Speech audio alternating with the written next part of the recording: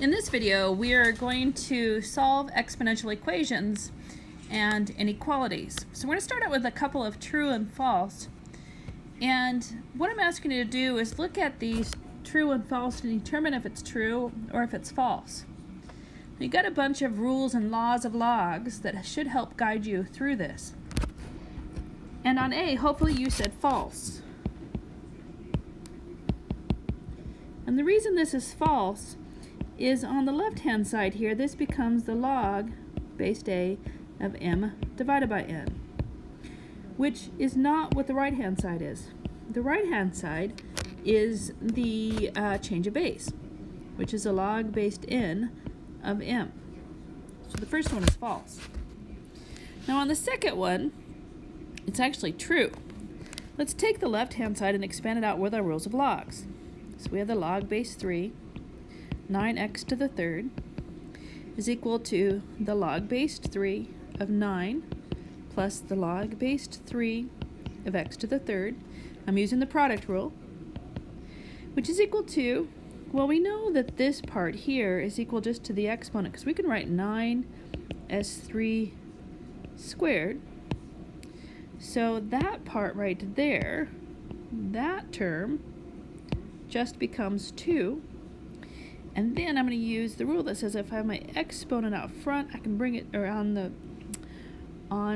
the x, I can bring it down out front as a multiplier.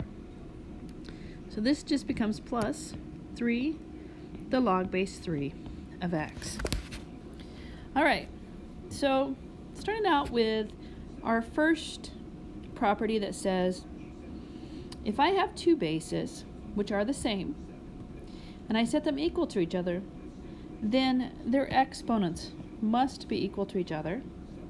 We know from when we started in chapter 6 that my base always has to be greater than 0, and I also want to ensure that my base is never 1, because that's nothing interesting.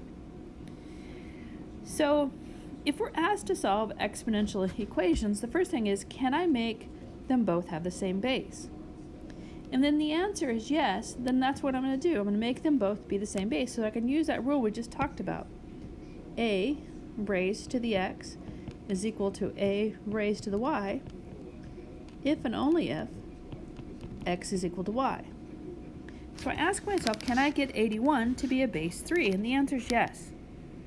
3 to the x, I'm going to change 81 into 3 raised to the 4th. That tells me x is equal to 4. On example B, I have a base 2 and a base 4. So I'm going to make this base 4 into a base 2. So I'm going to rewrite this as 2x plus raised to the x plus 3 is equal to 2 raised to the 2 raised to the 2x plus 5. Now I'm going to use the exponent rule that says if I have a raised to the m raised to the n, then I multiply those two exponents. So I'm going to write this as 2x plus 3 is equal to 2 raised to the 4x plus 10. I'm going to distribute the 2 onto the 2 and the 2 onto the 5. And now that my bases are the same, I can set my exponents equal to each other. So I get x plus 3 is equal to 4x plus 10. Bringing all my x's to one side and all my non-x's to the other. So I'm going to subtract 10 from both sides and subtract x from both sides. So I get negative 7 is equal to 3x. Divide both sides by 3, and I get x is equal to negative 7/3. On C, I ask myself, can I have them all be the same base? I have a 27, I have a 3, I have a 9, and you're thinking, but wait a minute, my rule says if I have a raised to the x is equal to a raised to the y, then this is true if and only if x is equal to y.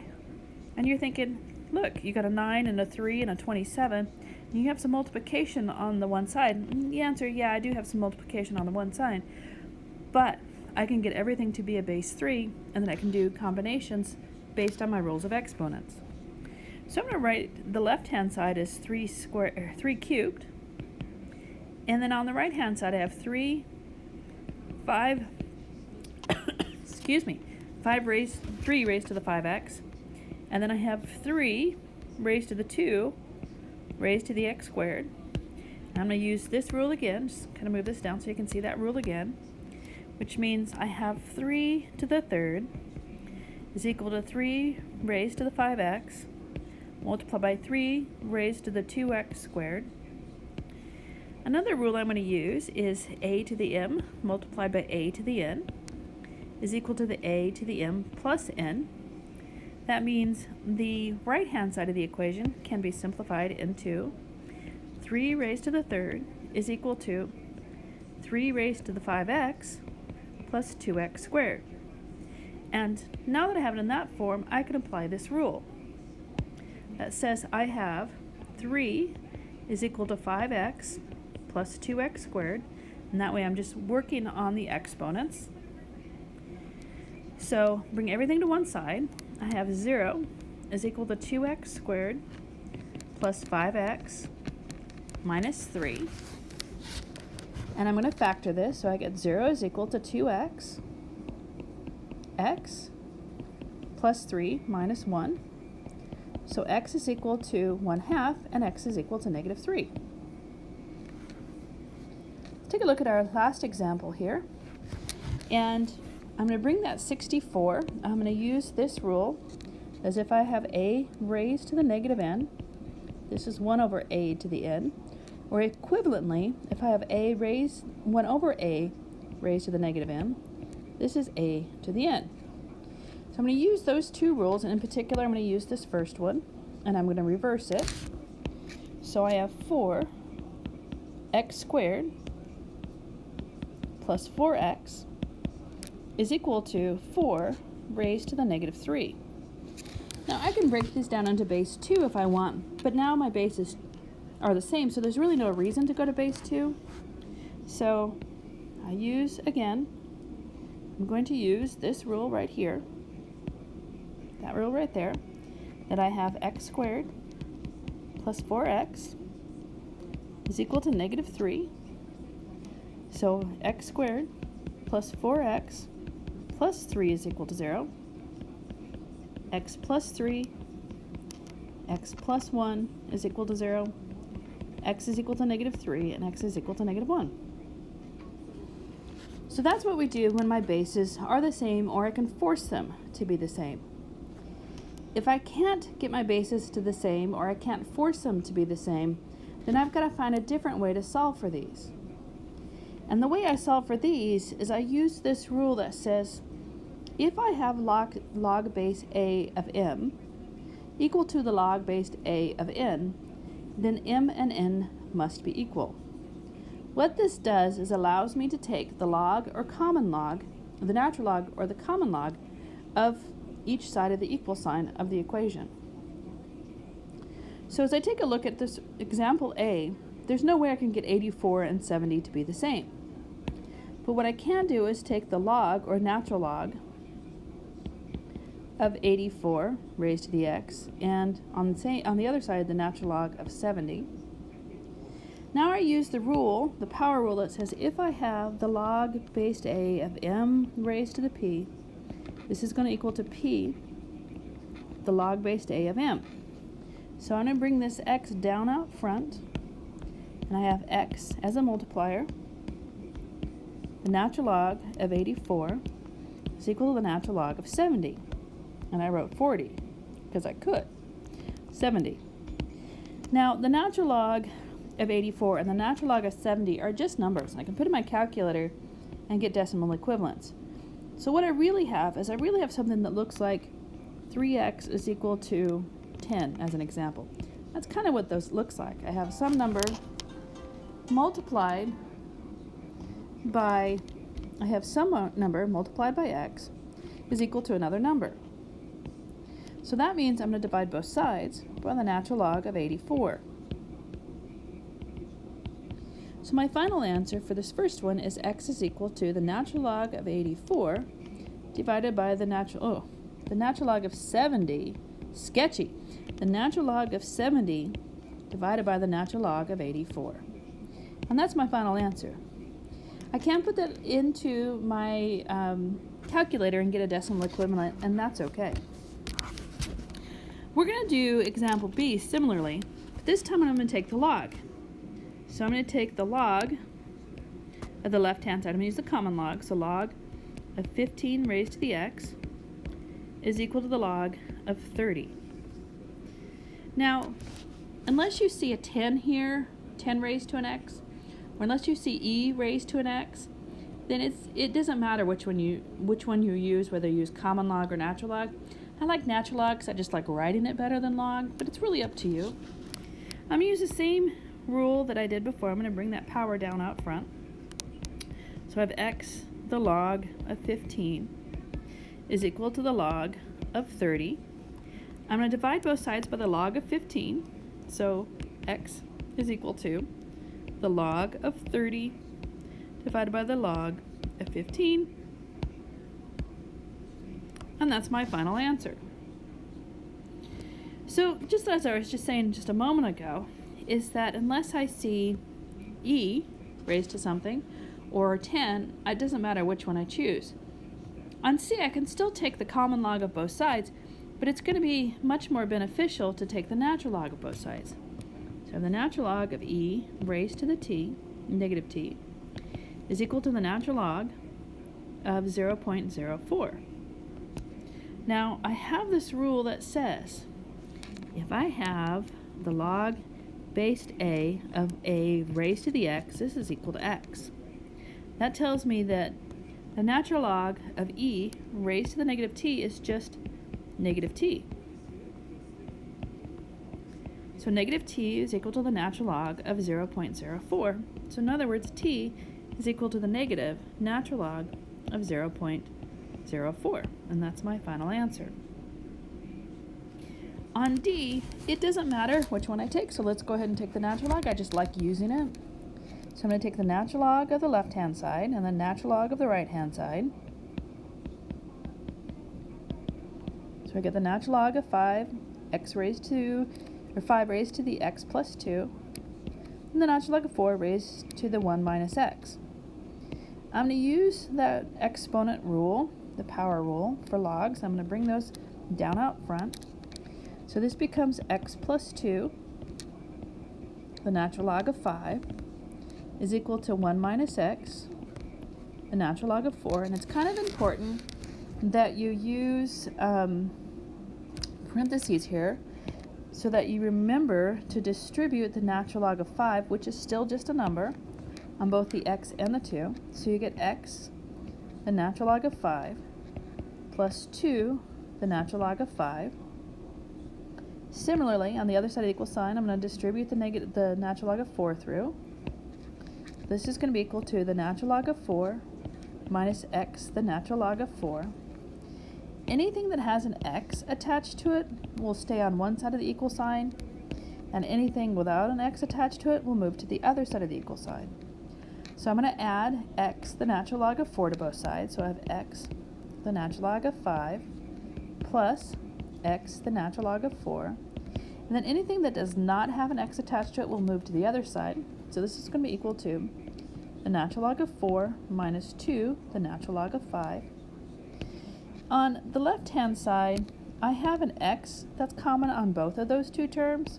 So I'm going to factor an x out. So x multiplied by the natural log of 5 plus the natural log of 4 is equal to the natural log of 4 minus 2, the natural log of 5.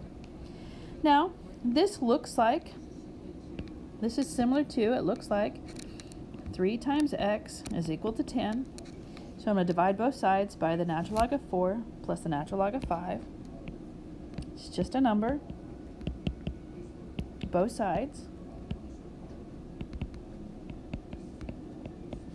And I get x is equal to the natural log of 4 minus 2, the natural log of 5, divided by the natural log of 5 plus 4 plus the natural log of 4. And that's my final answer. I can, of course, make the numerator into a single log, and I can make the denominator into a single log. I can leave it like that, or I can write the decimal equivalent out to 4 or 5 decimal places. But leaving it as x equals the natural log of 4 minus 2, the natural log of 5, all over the natural log of 5 plus the natural log of 4 is the exact answer.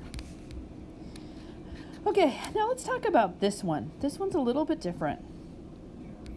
Because I don't have a single exponential function is equal to a single exponential function, let's just rewrite it over here. So what I want to do is I want to use that rule that if I have a raised to the negative n, this is equal to 1 over a to the n. So e to the x plus, and I take this and write this as 1 over e to the x is equal to 4. And then what I'm going to do is, because I have an equal sign, I'm going to clear out any kind of fraction. So I'm going to multiply each one of my terms by e to the x, so I can clear out that fraction on the left-hand side, that second term. And what I end up with is e to the 2x plus 1 is equal to 4e to the x. Now, the reason this is 2 to the x is because I'm using this rule that says if I have a raised to the m multiplied by a raised to the n, then I add those two exponents. That's why it's 2x, because x plus x is 2x. So then this is e to the 2x minus 4e to the x plus 1 is equal to 0. And that doesn't factor. So what I have to do is I have to throw this into the quadratic equation. So I am solving for e to the x is equal to, I'm not solving for x yet, I'm solving for e to the x is equal to, and a is 1, b is negative 4, and c is 1. So I have 4 plus or minus 4 squared minus 4 multiplied by 1 all over 2. E to the x is equal to 4 plus or minus 16 minus 4 over 2. E to the x is equal to 4 plus or minus the square root of 12 over 2. E to the x is equal to 4. And remember, the square root of 12 is the same thing as the square root of 4 multiplied by the square root of 3, so it's 2 root 3.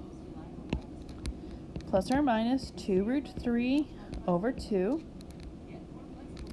E to the x is equal to, now I'm going to go ahead and just factor out a 2 out of the numerator and cancel with a 2 in the denominator, so I get 2 plus or minus the square root of 3.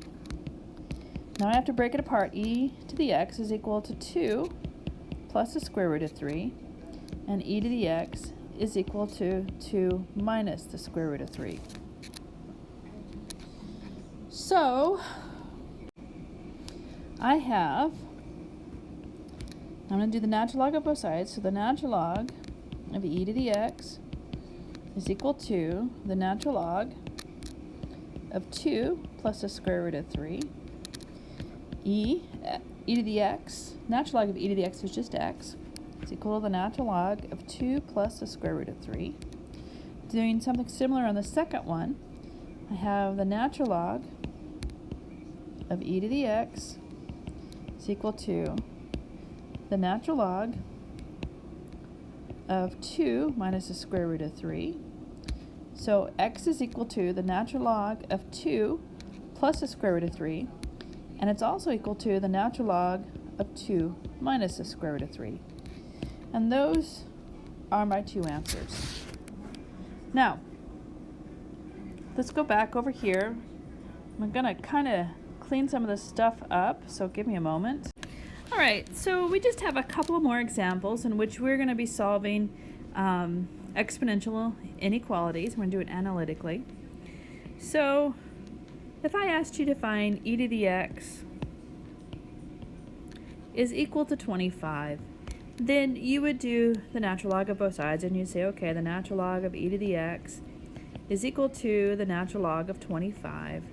And you just said x is equal to the natural log of 25. Well, that is a place in which, if you were to graph this, e to the x, so here's e to the x, this is e to the x, and then if you were to graph the line y equals 25, it would be at this point, which is at the point x equals the natural log of 25, comma. It is at that point in which our function e to the x is larger than, has an output larger than 25. So that would be natural log of 25, and then 25, of course, would be the output. So if I want to know where e to the x is larger than or greater than or equal to 25, that means it happens when x is equal to the natural log of 25 to infinity. To solve b, what I'm going to do is I'm going to get it so that 3 over 4 raised to the x is all by itself first. It's isolated. So let's take care of that isolation. And what I'm going to do then is I'm going to divide both sides by the 16. So I have 3 over 4 raised to the x is less than 8 over 16. So 3 over 4 raised to the x is less than 1/2. Now, similarly, what I have is I have this graph right here, which is, here's what 3/4 to the x looks like if this is a function. And then, of course, at y equals 1/2 would look something like this as y equals 1/2. So in other words, what I have to do is I have to find this crossing point for the x. I already know what the y is. I just need to find that crossing point. So I need to know where 3 over 4 raised to the x is equal to 1/2. So I'm going to take the natural log of both sides. It doesn't matter what you take both sides of, and that should be, let me change it, that should be x, not 1/2. Let me change that to x. So I'm going to take the natural log, because I just like the natural log. It's my favorite. And so I'm going to get x, the natural log of 3 over 4 is equal to the natural log of 1/2. So x equals the natural log of 1/2 divided by the natural log of 3 over 4. And this is the x value in which, right here at this ordered pair, come over here, this is the x value in which if I put in as the x value the natural log of 1/2 divided by the natural log of 3/4, comma 1/2. It is that point of intersection. Now I want not the point of intersection, I want this part of the graph. I want when my exponential is less than, strictly less than, the output of 1/2. And so my answer here is going to be non-inclusive. The natural log of 1/2 divided the natural log of 3/4, comma infinity. And that's the point in which my output values are less than 1/2.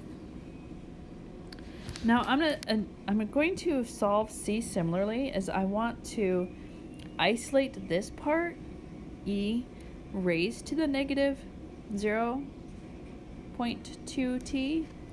So the first thing I'm going to do is I'm going to take and subtract 70 from both sides, because I want to get the e raised to the negative 0.2t. So I'm just going to subtract 70 from both sides. So I get 10e raised to the negative 0.02t is equal to 5. And then, oh, that's less than or equal to. Less than or equal to. And then I'm going to go ahead and divide both sides by 10. So I have e raised to the negative 0.2t is less than 1/2. Now, what this graph looks like is, because the exponent is negative, I am decreasing. And so the graph is going to look like this. This is e raised to the negative 0.02t. And then I want to know where this thing is less than 1/2. So at some point I have this y is equal to 1/2. So just like before, I need to know that point of intersection, so I'm going to write this as e raised to the negative 0.2t is equal to 1/2. And then I'll go back and solve the inequality. So I'm going to take the natural log of both sides. And I have negative 0.2t is equal to the natural log of 1/2. And then I'm just going to divide both sides by the negative number. So I get t is equal to the natural log of 1/2 divided by negative 0.2. And that's my point of intersection. So this is the point where the x value is the natural log of 1/2 divided by negative 0.2. And then my y value is 1/2. Again, because I want this strictly less than, this part of the graph is the part that I want. So my solution is non-inclusive, the natural log of 1/2 divided by negative 0.2, comma, and then infinity. Any of those x values will be a solution to that inequality. All right. I am going to let you ponder this, and we'll go over this in class. So how do you solve 2 to the x is equal to x squared? So I'm going to let you ponder that. And I also want to make a quick little note is that throughout most of this, I left all of my answers in exact. You don't necessarily have to do that. I think it's cleaner. I think it's a good idea to get comfortable leaving the values in exact. But if you're not comfortable with it yet, that's fine. Go ahead and use, unless the directions tell you not to, go ahead and write it out to about 4 decimal places and you'll be fine. All right, so that's it, and I'll see you all on Tuesday.